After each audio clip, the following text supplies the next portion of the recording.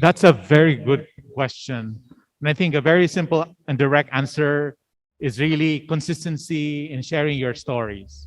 As you know, feeling is very important. Feeling for the one who actually, built the business, and also making sure that the founders' feelings are also being felt by their children. But more than that is also understanding the feelings of the children. And so storytelling about not just how the founder built the business, but also about what is the dream of the founder for the children. And then listening to the children, what they have in mind and what their plans are. That's one. Storytelling is a very influential, it's a very influential of change, right? Second is, of course, the founder is very busy growing the business. And so he might not have all the time to be able to come up with a family strategy, to be able to convince the children, to be able to work for the business. And so time is essential here. And our recommendation is to bring in third party to come up with a strategy, to come up with a roadmap, and to make sure that the strategy has identified a catalyst to be able to make sure that the strategy is being executed properly and that there is commitment and buy-in to all the family members. And I think what will bind them all is really the culture of the family. What is the purpose why we are doing this business together?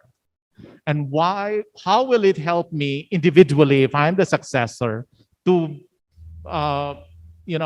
better achieve my own individual dreams and goals in life? And if that is actually communicated properly, the founder may not have to worry about their children not getting into the business. Because remember, there are 4 rooms in the business. Being a member of the 4th room or the 1st room, which is the family, is already an important success of the family business, right? Making sure that you are being heard as a family member, making sure that you feel the purpose of being a family. But there's also another room that I think in a family business, especially here in the Philippines, is very biased at. It's the ownership room. We all, as Filipinos, want to pass on our ownership to our children. And so, as early as what they are in their college years, we need to teach them, we need to inspire them to be able to learn, to be competent as owners. You know, we need to make them see how they should own the business and how they should grow the business. Hans, your thoughts on that? Yeah, sure. So it begins with a recognition that things have changed. The business is not the same as when the founder started it. The business is also, it carries the signature of the founder everywhere in its processes, its priorities, in its culture, in the environment, in the people that were hired up. All of them carry the signature of the founder.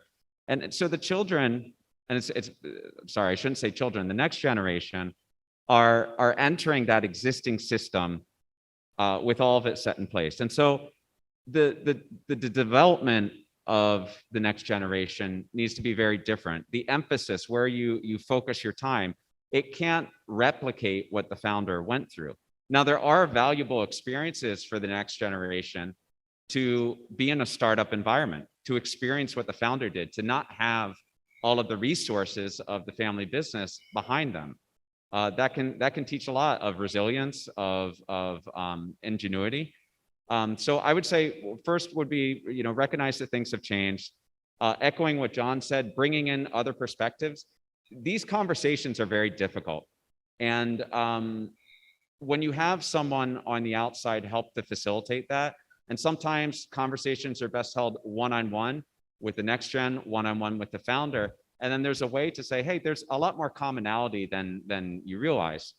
And then I would say what's critical, and this really goes to cohesions, which I didn't talk about earlier, but you have to be clear about what your purpose is. Like if you define your purpose as owners, why do we own these assets together? Why are we as a family in business together? If you keep returning to that and you have a purpose that connects you and that brings in that unity and cohesion, it lessens things like opportunity cost. It allows for the next generation to think, you know what, there's a greater, it's not about WIFM, what's in it for me, right? So I would say those three things: recognize that something's different, recognize that sometimes you need someone who isn't in the family to provide perspectives and to actually help with that communication, and then be very clear about what your purpose is as owners, why you own the business together.